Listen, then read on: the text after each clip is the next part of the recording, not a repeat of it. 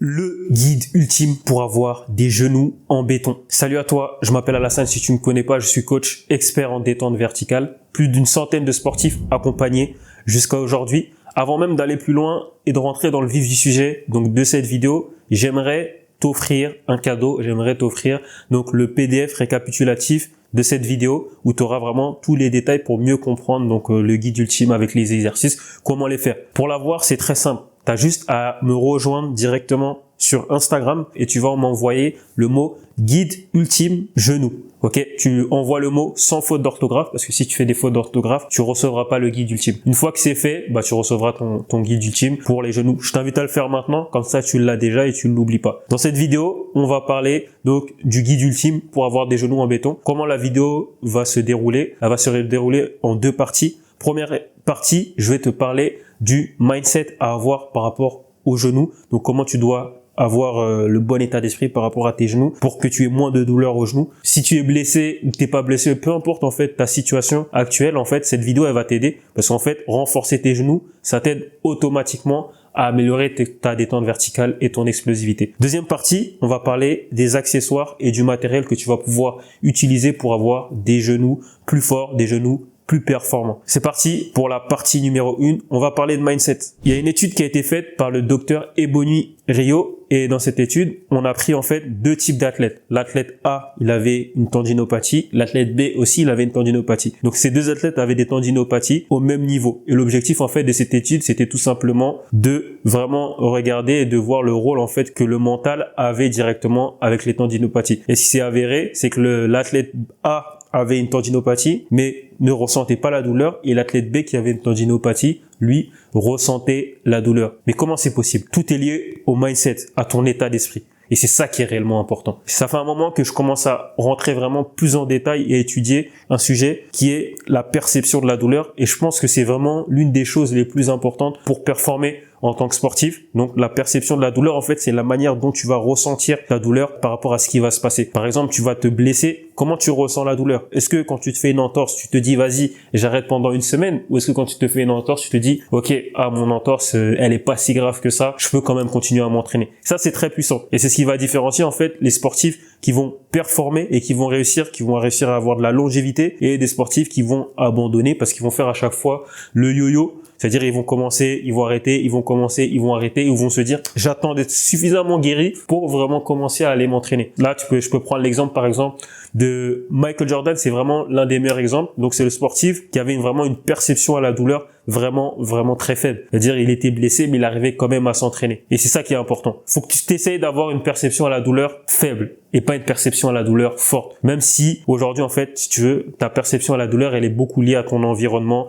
tes croyances, et avec les gens avec qui tu t'entraînes, tout ton environnement, en fait, va avoir un impact directement sur la perception à la douleur que tu vas pouvoir avoir directement sur tes blessures, quoi. Et ça, c'est très puissant. Donc, si tu modifies cette perception à la douleur, donc si tu vois les blessures, si tu vois la douleur d'une manière différente, tu verras en fait que tes blessures ne sont pas si graves que ça. Si tu penses que ta blessure est grave, tu as raison. Si tu penses que ta blessure n'est pas grave, tu as aussi raison. Et ça, c'est important à comprendre. Et c'est très important, et c'est ce qui va te faire la différence. En vrai de vrai, le plus important, c'est pas les exercices que je vais te donner, mais c'est vraiment l'état d'esprit que tu vas avoir par rapport aux douleurs que tu vas avoir. Maintenant qu'on a vu la perception de la douleur, si tu veux rentrer plus en détail par rapport à ce sujet, tu vas avoir des exercices, tu veux vraiment comprendre comment avoir une perception de la douleur faible, ce que je vais t'inviter à faire, c'est m'envoyer un DM sur Instagram pour rejoindre l'un de mes programmes d'entraînement payant. Ok, dans ce programme d'entraînement, en fait, ce qui va se passer, tu vas pouvoir travailler aussi sur ton état d'esprit, et en travaillant sur ton état d'esprit, on va vraiment revoir en globalité tout ce que tu as besoin pour aller chercher ton objectif, dunker, aller chercher le niveau professionnel le plus vite possible, le plus rapidement possible. Deuxième partie. En deuxième partie, on va parler des exercices et des accessoires nécessaires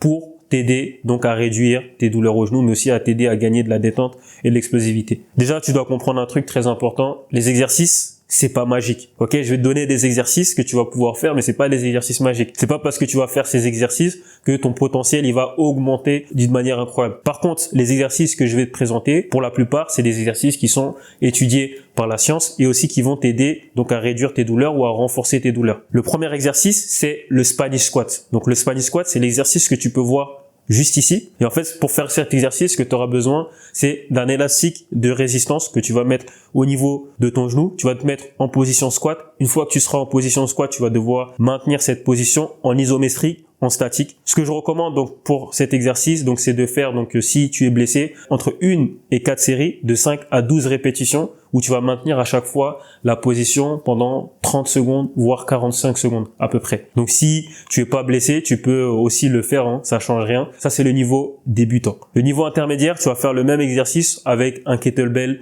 ou avec un haltère que tu vas tenir donc au niveau de ta poitrine et tu vas faire l'exercice de cette manière-là. Ensuite, une fois que tu es à l'aise, ce que tu peux faire, c'est rajouter du poids au fur et à mesure. L'idée, ça va être d'augmenter le poids au fur et à mesure en faisant cet exercice. Tu peux aussi prendre un sac à dos, donc si tu n'as pas de poids, et rajouter du poids directement dans ce sac à dos. Le deuxième exercice, c'est le sissy squat. Donc contrairement à ce qu'on peut penser, le sissy squat n'est pas dangereux pour tes articulations. Au contraire, ça va vraiment t'aider à renforcer tes genoux, renforcer tes quadriceps. Par contre, c'est assez difficile, donc si tu sais pas le faire, je t'invite à regarder cette vidéo pour réussir à bien le faire. Donc garder le dos droit, donc descendre le plus bas possible tout en restant droit sur la plante des pieds. Te tenir un poteau au début, c'est un peu plus facile quand tu te tiens à un poteau. Une fois que tu as réussi à atteindre ce niveau-là, tu passeras au niveau 2 où tu rajouteras du poids sur toi pour effectuer cet exercice. Je te recommande de faire au moins 2 à 4 séries pour cet exercice et de faire entre 5 et 12 répétitions et de laisser un temps de repos de au moins 1 minute 30